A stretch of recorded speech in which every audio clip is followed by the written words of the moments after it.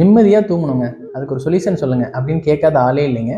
டாக்டர்ஸோட prescription பார்த்தீங்கன்னா morning to night வந்து இதெல்லாம் ஃபாலோ பண்ணுங்கன்னு சொல்லியிருப்பாங்க.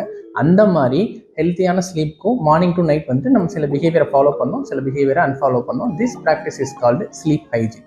நம்பர் 1, ஈவினிங் 6 o'clock மேலே டீ காஃபி குடிக்கிறது அவாய்ட் பண்ணும். அதில் உள்ள கஃபைன் மூளை ரொம்ப சுறுசுறுப்பாக வச்சுக்கும், அதனால் நமக்கு தூக்கம் வரதில்ல, டிஸ்டர்பன்ஸ் இருக்கும்.